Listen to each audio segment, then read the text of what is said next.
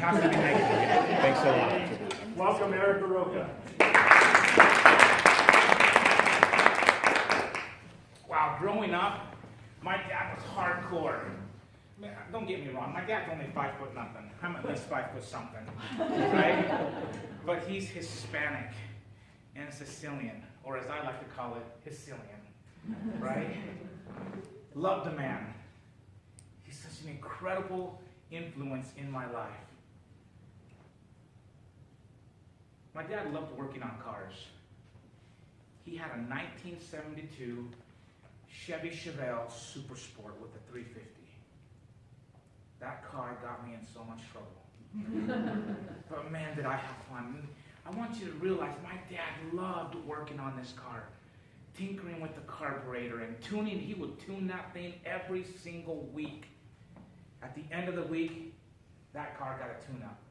So when that little Toyota Supra would come up to me at the light and rev their little, Matchbox engine, wing, wing, like they think they're too fast and furious, I would step on my gas, and my whole front end of my car would do this. Vroom, vroom. The whole entire hood would shake. That car was so finely tuned. I used to race for pink papers, ownership papers, down in East Bay. The roads were much different back in the day, and there was a straightaway, it was 1.5 miles straightaway, and we would go there at night and we would race.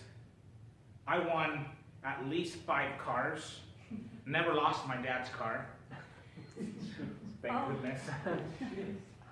And then to make money, because I felt bad that these guys lost their little Toyota Supras, or their little Celicas, I felt so bad that I would allow them to buy their car back. So I had a good natured car. One day I was working with my dad on his car, and he would explain things to me, and it just didn't make any sense. I don't have that kind of mind, that mechanic mind, how to take things apart, how to figure out what's wrong with this part. How do I tinker with it? How do I fix it? It just never made sense to me. My dad would always say, do this. I want you to do this. I want you to fix the carburetor. I want you to take it apart. I want you to put it back together. Do it this way. And I would always say the word, I will try.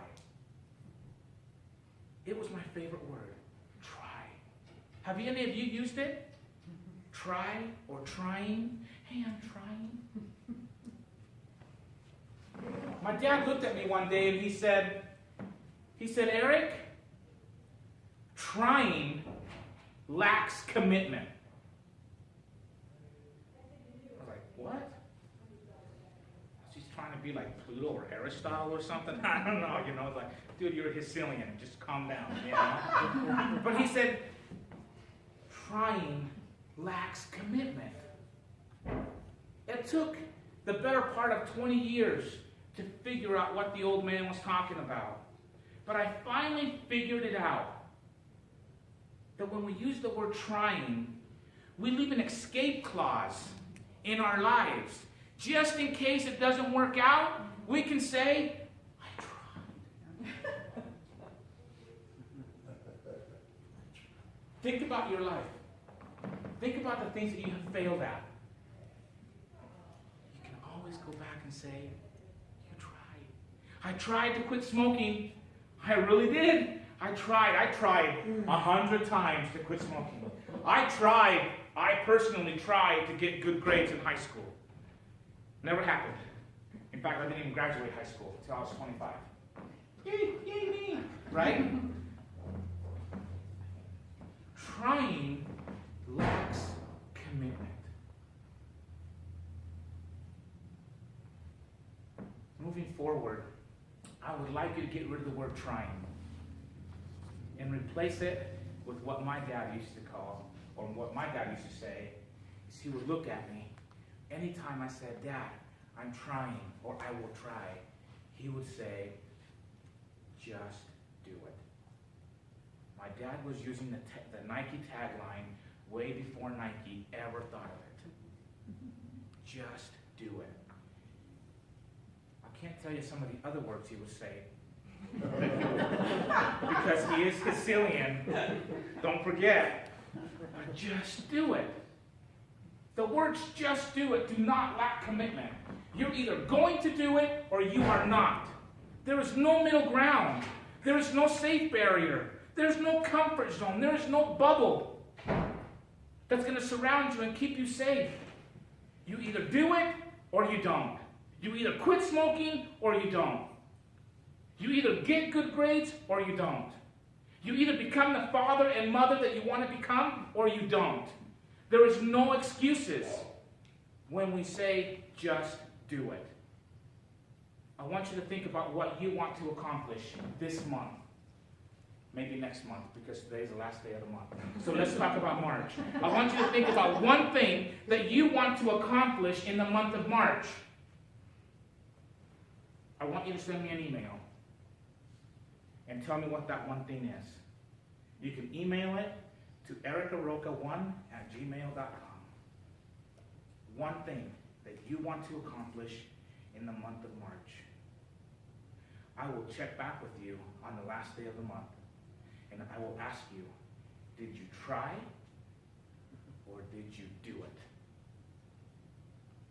My challenge to you is that you will take the bull by the horns, and that you will go out and do the things that you want to accomplish.